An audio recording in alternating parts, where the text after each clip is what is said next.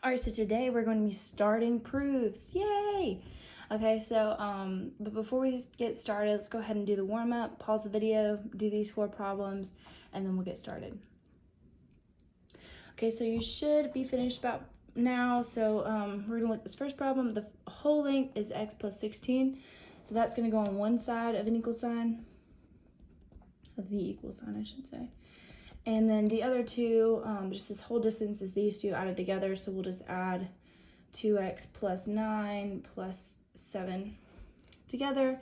We'll combine like terms. So we get x plus 16 equals 2x plus 16. Notice we have a 16 on either side. So we'll subtract 16 over here, subtract x over here, and we get 0 is equal to x. And we're done. All right. Then I'm gonna, since I didn't give you a lot of space, I'm gonna write it over here. Same thing, 14 is the whole distance, so it's gonna go on one side of the equal sign, then the other two are gonna be on the others added together. So 14 is equal to 2x plus 24 plus 20 plus x. Okay, then we'll combine like terms on this side. So we'll combine our x's, which we get 3x. Combine our constants and we get 44. We'll subtract 44 on both sides. And we're left with negative 30 equals 3x. We'll divide by 3. We get negative 10 is equal to x. Or x is equal to negative 10. And I'm kind of running out of room, but okay, see, we see here we have a 90-degree angle. So we're gonna set both of these equal to 90 degrees and solve. So I'm gonna do this one over here on this side. Okay. X plus 13 plus 4x plus 2 is equal to 90 degrees because we have this right angle. And then we're gonna solve. So we'll combine our x's, we get 5x plus 15 is equal to 90. We'll subtract 15 on both sides. And we get 75. We'll divide by 5, and we get x is equal to 15. That's correct.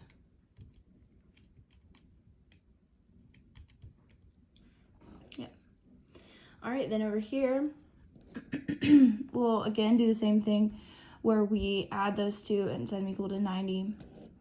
So we get 2x plus 7 plus 63 is equal to 90. Combine like terms. Subtract 70. And then we get x is equal to 10. Okay, so she got x equal to 0 for the first one, x is equal to negative 10 for the second, x is equal to 15 for the third, and then x is equal to 10 for the last one. Okay, so first we're going to talk about just kind of where proofs come from, a little bit of background. So proofs basically are a way to justify a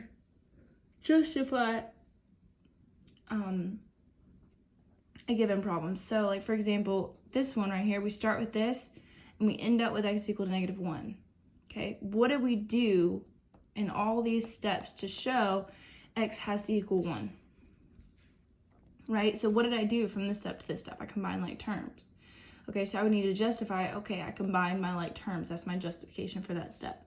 Here, right, I subtracted, so I need to justify, okay, I subtracted. I used the subtraction property of equality. And so that's what we're gonna go through. We're gonna go through all these properties of equalities. These only have to do with, if you see the word equality at the end, that only has to do if you're going from one side equal sign to the other. So basically it states, okay, if I subtract on one side, I have to subtract on the other side. If I add something on one side, I have to add it on both sides. So the addition property of equality is where you add the same thing on either side. Subtraction property of equality is where you subtract the same thing. Multiplication, multiply the same thing on either side.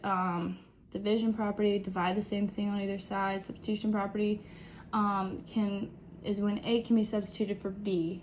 Okay, so if I know A is equal to B, I know I can take this A and substitute it in for B in another problem.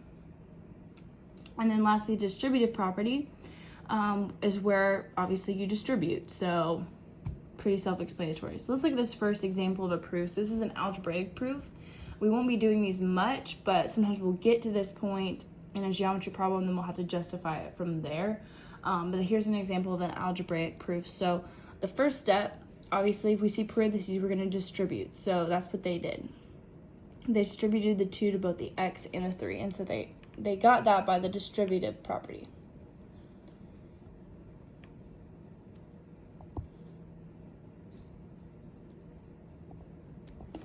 All right, then the next step, we need to figure out, okay, what did they do? From this step to this step, looks like they just simplified. They just combined the 6 and the 5, or -5. So they just simplified. And you won't always have to show that step. And I'll show you later on, like they don't always show these in 2 steps. But whenever they're simplified, you're just gonna put simplified. Here, they subtracted a 2x on either side, so we're going to call the subtraction property of equality.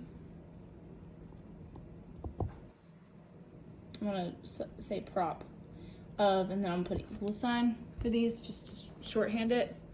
Then from this step, they just combined it, or they simplified. Okay, and then same thing, right? They subtracted a 4 on either side of the equal sign, so that's the subtraction property of equality.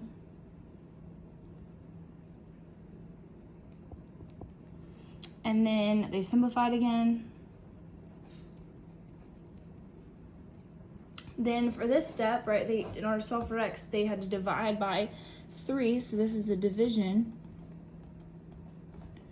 property, or prop of equality. And then they simplified yet again. Okay, and then the last step, they just reversed it. So this is something we're going to talk about on the next page. But this is called your symmetric property, okay? You go from -1 is equal to x is equal to -1, you just switch them like that. It's called a symmetric property. I need to put prop. All right, so here's an example of a type of proof you're gonna get most of the time is you're gonna get just a bunch of blanks, okay? And then you're gonna have to fill in the blanks. The first blank is always going to be the easiest, okay? Where did I get t is the midpoint of SU?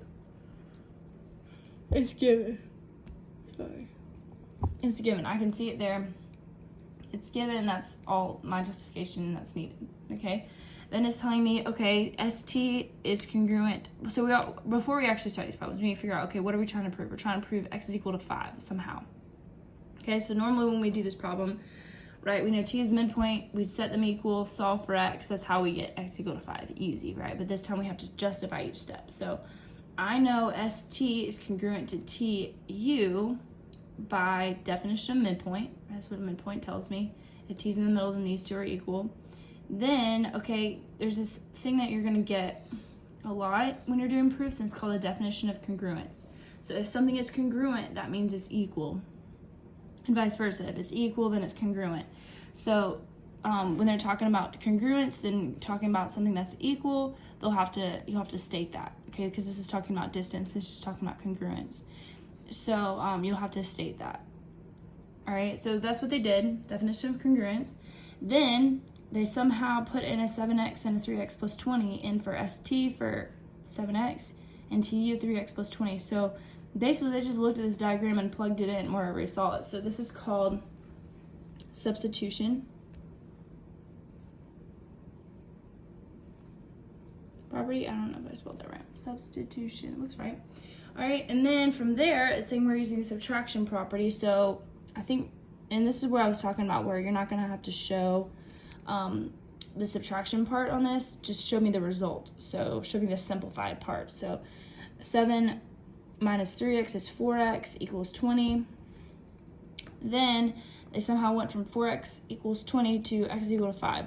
So what did they do here? They divided by 4. So division property of equality.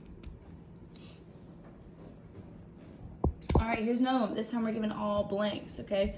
So we're always going to say it says solve for r, so that's where we want r is equal to something by the end of this, okay? So that's where we're headed. But let's go ahead and write the thing that we're given over here and write given. as our reasoning. Okay, then we see parentheses. What should we do? All right, we should distribute. So we distributed, okay? And so distributive property,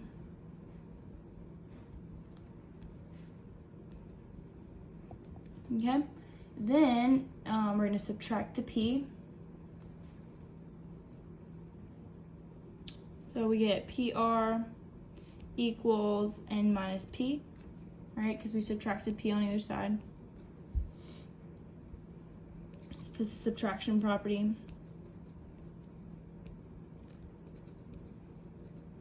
of equality. Then at the very last step, they divided by p. Okay, so r, these cancel, r is equal to n minus p over p.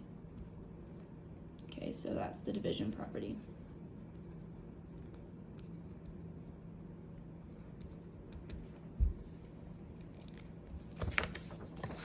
All right, then for this next one, we're going to talk about these. We already talked about the symmetric property, right? If a is equal to b, then b is equal to a. But there's the reflexive property, and this usually has to do with segment lengths or angle measurements when they both share the same length, okay, when we're proving this. So we won't use this a whole lot at the beginning, but we will, when we get to triangle congruence.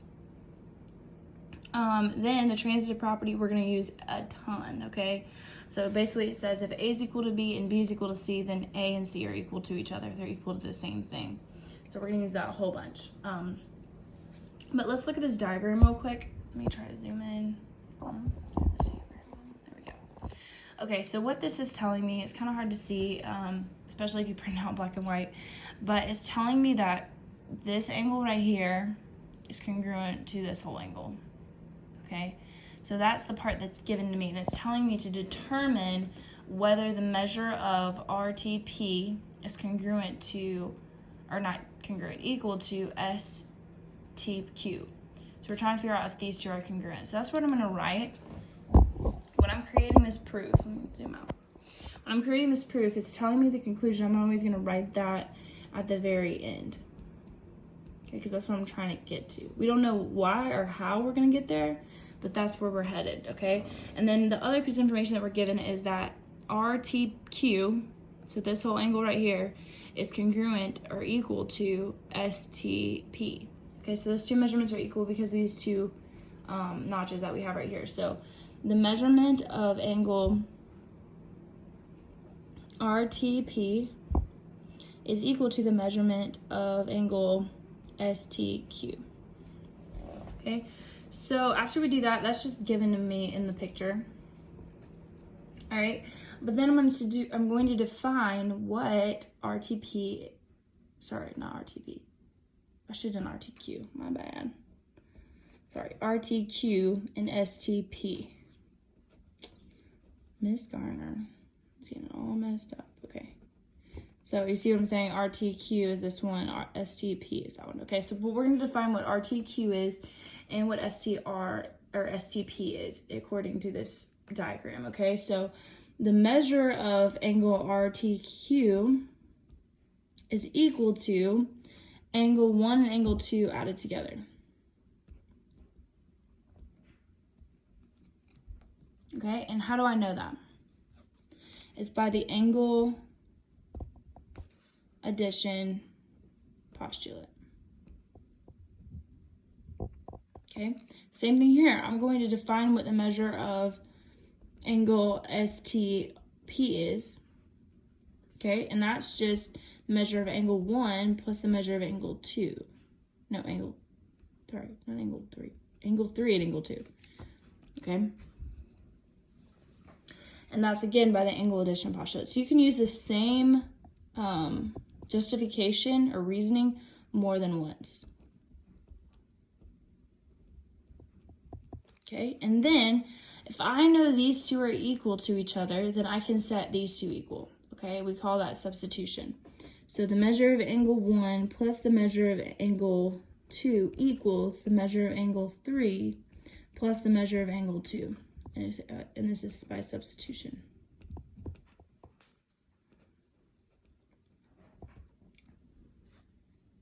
All right, then All right, we're going to do, we can see, okay, we have the measure of angle 2 on either side.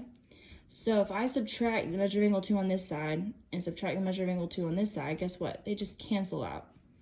So I want to try to get the measure of angle 1 is equal to the measure of angle 3, and that is by subtraction.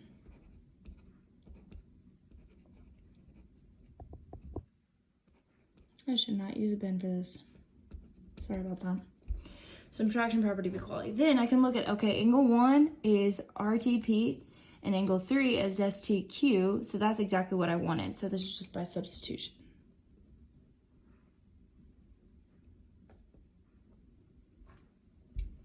All right. So let's look at this next one. We're given two things this time. We're given that angle 1 and angle 2 are complementary angles, and angle 3 and angle 2 are complementary angles. And it's telling me to prove that angle 1 and angle 3 are congruent. Okay, so let's do the first step. Okay, we know this because obviously given. Okay, then the second information that we're given that's given that is angle 2 and angle 3 are complementary angles. So usually after you're given something like this, like I know these are complementary, it's going to then define what complementary is, okay? So I know angle 1 plus angle 2 is equal to 90 degrees by the definition of complementary angles.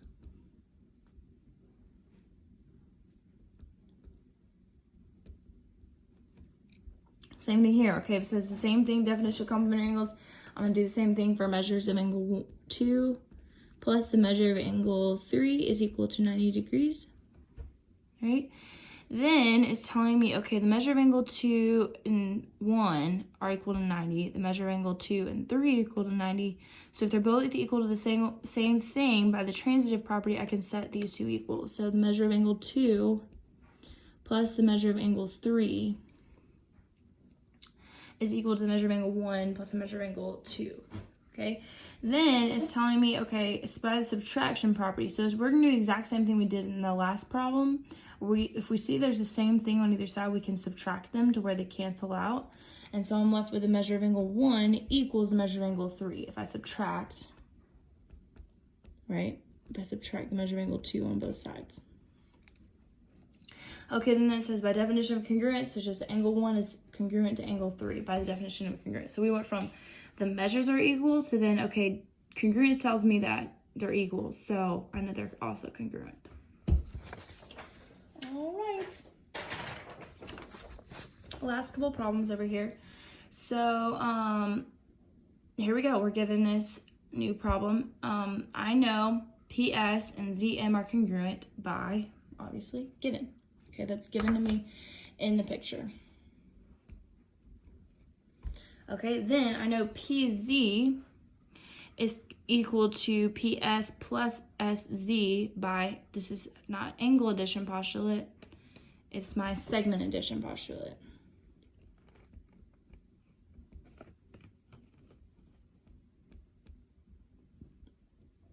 Okay. Same thing here, right? We're doing SM is this whole thing. So SZ plus ZM added together would be my segment addition postulate. Okay, and they actually did something kind of fancy over here. Okay, they were like, okay, I want to try to get this side to look like this. I want this side to look like this. So they took this first equal sign or first equation and they added the same thing to either side to make them equal to these two. So they just added the same thing, which is that's allowed, right? Allowed for an equals for an equation to add the same thing on either side. So this is by the addition property of equality. Okay, then the last step, right? We know PS plus SZ was PZ, and we know ZM plus SZ was equal to SM, so they just substituted these in. So this is a substitution property.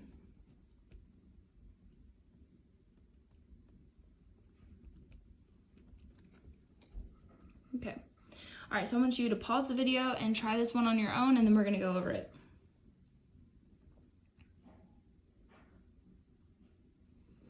Okay, so it's telling me to prove, so hopefully you're finished, prove that angle 1 is congruent to angle 2. So, prove that if angle 1 is congruent to angle 2, and angle 1 and angle 2 are complementary, then the measure of angle 1 is 45. So I'm immediately going to put in this information that I've already given. I know I'm going to end up with this because that's what I'm trying to prove. So I'm going to put that down here. And then same thing here. I'm given that these are that angle 1 is congruent to angle 2, all right? And then I'm also given that these two are complementary. So look at that. We just filled in 3 blanks for free, and each blank is going to be worth some points on the test. So I just gave you 3 extra points for your blanks, okay, by just looking at this.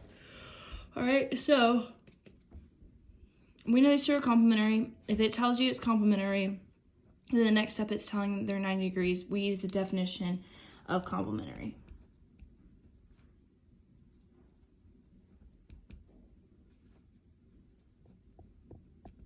Okay, then the definition of congruence, if I go from this congruency to this, that's the definition of congruence. Okay, so it's almost going to look like you did nothing. Okay, but what you're doing is that if they're congruent, that's telling me that they are equal. So you're going from congruence to equal measurements. All right, so then it's substitutions. We know these are equal, right? We substituted angle 1 in for angle 2 for this next step. So they just did that part for you. Then combine like terms. So we know combine like terms will give me 2 times m measure of angle 1 equals 90. Then to solve for the measure of angle 1, they just divided by 2, okay? And so that's by the division property of equality. And look, okay, if I divide by 90 by 2, I get 45 degrees, and we're done. Okay, but we already had that. So hopefully this was helpful. If you guys need any help, please feel free to reach out. Good luck. I know proofs can be a little challenging at times, but I'm here for you guys, and I believe in you. You can do it. All right, have a wonderful day. Bye.